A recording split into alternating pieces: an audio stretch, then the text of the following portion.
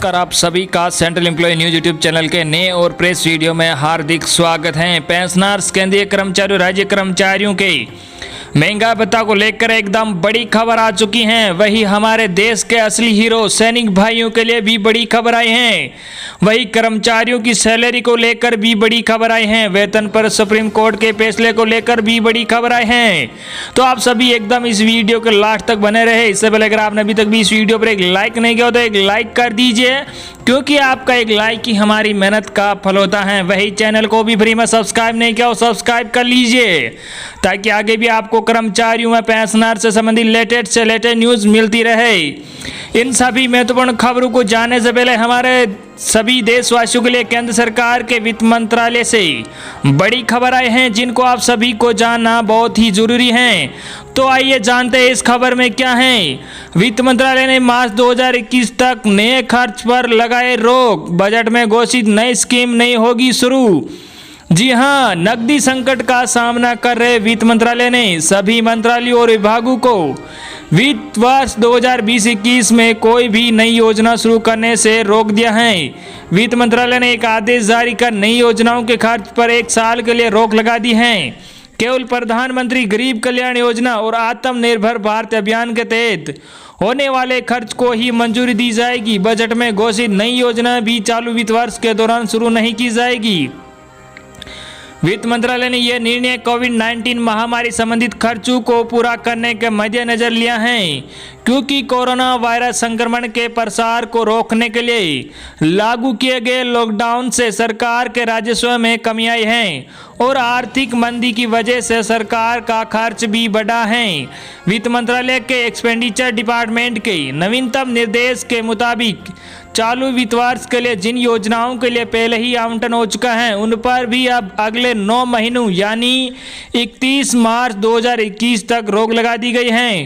विभाग के निर्देशों में कहा गया है कि सार्वजनिक वित्तीय संस्थानों की अप्रत्याशित मांग बढ़ने से उपलब्ध कोष का उपयोग आकस्मिक और बदलती प्राथमिकताओं के लिए विवेकपूर्ण ढंग से किया जाना चाहिए।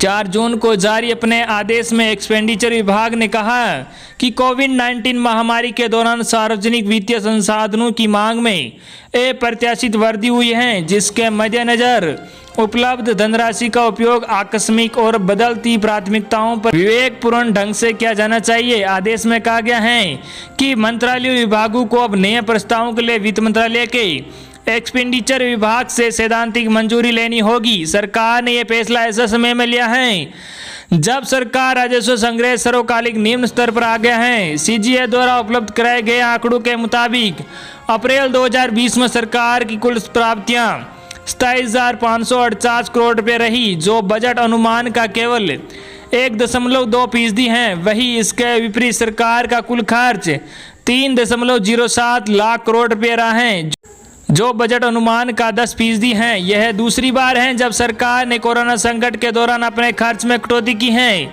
इससे पहले सरकार ने 8 अप्रैल को खर्चों पर पाबंदी लगाने की घोषणा की थी। सरकार ने चालू वित्त वर्ष की पहली तिमाही में सभी मंत्रालयों और विभागों के खर्च में 15 से 20% की कटौती की थी। अगली बड़ी खबर, लॉकडाउन में सैलरी कटौती पर 12 जून को आएगा फैसला। सुप्रीम कोर्ट में सुनवाई पूरी। जी हां, लॉकडाउन की वजह से निजी कंपनियों से कर्मचारियों को नौकरी से निकाले जाने या सैलरी कटौती के खिलाफ दायर याचिका पर सुप्रीम कोर्ट में सुनवाई पूरी हो गई है। कोर्ट 12 जून को सुनाएगा फैसला। कोर्ट ने आज कहा कि तब तक यानी 12 जून तक किसी कर्मचारी को नौकरी से निकाले जाने या सैलरी कटौती को लेकर किसी कंपनी के खिलाफ कोई कार्रवाई नहीं होगी। सुनवाई के दौरान केंद्र सरकार ने कहा कि जब लॉकडाउन शुरू हुआ था तो कर्मचारियों के काम वाली जगह को छोड़कर अपने गृह राज्य की ओर पलायन करने से रोकने के लिए गृह मंत्रालय ने 29 मार्च को अधिसूचना जारी की थी, जिसमें प्राइवेट कर्मचारियों से किसी को नौकरी से न निकालने और सैलरी कटौती न करने की हिदायत दी थी।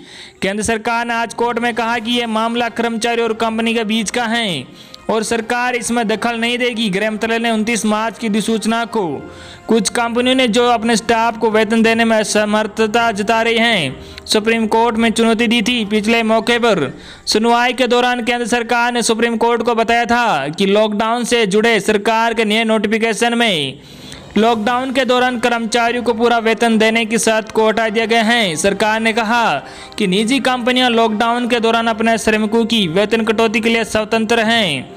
सरकार की अधिसूचना के खिलाफ दायर याचिकाओं में कहा गया था कि लॉकडाउन में कामकाज बिल्कुल ठप पड़ा है, कोई काम नहीं है, जेबें खाली पड़ी हैं, कारोबार चला पाना संभव नहीं है। ऐसे में कंपनियां स्टाफ की सैलरी कहां से दे। अगली बड़ी खबर, सुप्रीम कोर्ट में बोली सरकार, कर्मचारी का वेतन काटने वाले संस्थान पेश करे बैलेंस शीट।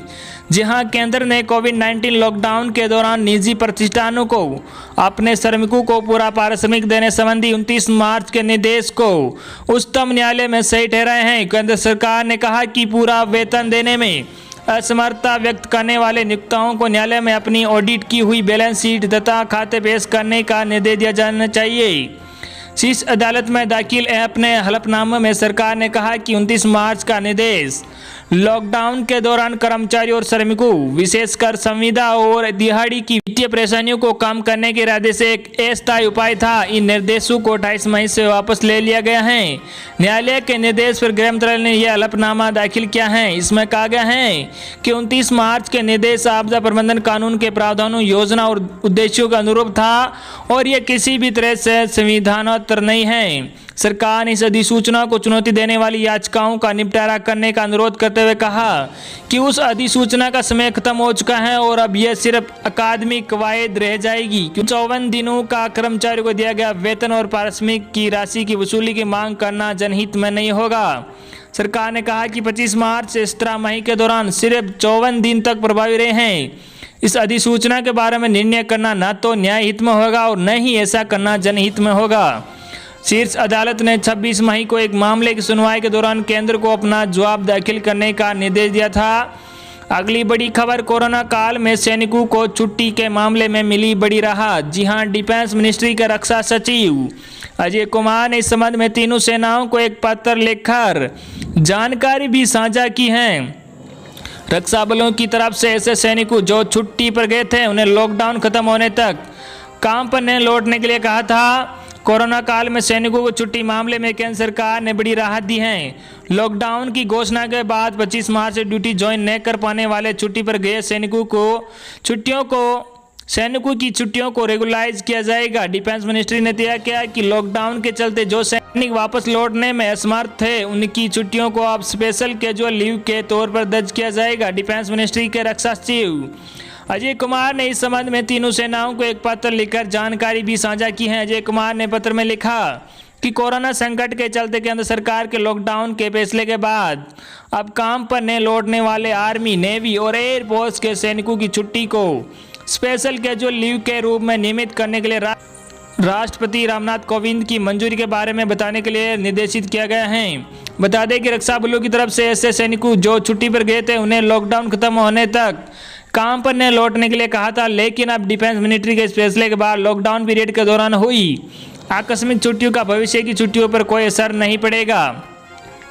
रक्षा मंत्रालय की तरफ से कहा गया है कि सैनिक लॉकडाउन खत्म होने के बाद जल्द से जल्द लौटने का प्रयास करें। इसके लिए वे यातायात के ऐसे साधन का प्रयोग करें जिनसे वे जल्द से जल्द उन्हें ड्यूटी पर लौट जाए। बता दें कि सैनिकों के लिए केंद्र सरकार ने स्पेशल ट्रेनों का संचालन करने का भी फैसला लिया है ताकि बिना किसी परेशानी के सैनिकों को वापस काम पर लौटने में मदद मिले। ये ट्रेनें देश के अलग अलग जिलों से संचालित हो रही हैं। अगली बड़ी खबर, केंद्र के खिलाफ रेल कर्मचारियों ने खोला मोर्चा। केंद्र सरकार की श्रमिक विरोधी नीतियों के खिलाफ ईस्टर्न सेंट्रल रेलवे कर्मचारी यूनियन जागरूकता सप्ताह मना रहे हैं।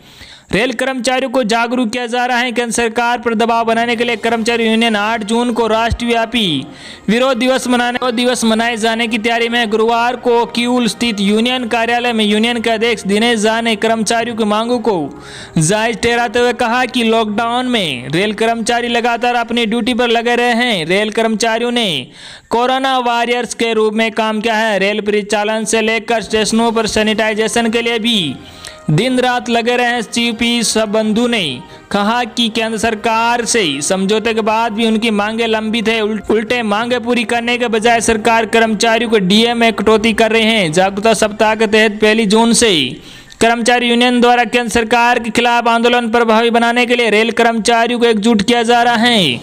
यूनियन द्वारा लगातार रेलवे के विभिन्न कार्यालयों में कार्यरत कर्मचारियों को उनके अधिकार के प्रति जागरूक किया जा रहा है। सेंट्रल रेलवे कर्मचारी यूनियन की प्रमुख मांगों में सूचकांक वर्दी के मुताबिक डीए का भुगतान करना, विपदा के समय में काम करने वाले कर्मचारियों को भविष्य निर्माण एवं एनपीएस के बदले पुरानी पेंशन स्कीम को लागू करने, लॉकडाउन अवधि में सभी श्रमिकों का वेतन भुगतान करने, ट्रांसपोर्ट अलाउंस, रनिंग भत्ता, सीटीएस सहित सभी भत्तों का नियमित भुगतान करने, मालिकों के हित श्रम कानून को वापस लेने सहित 16 सूत्री मांग शामिल हैं। रोकने के खिलाफ कर्मचारी संघ का प्रदर्शन।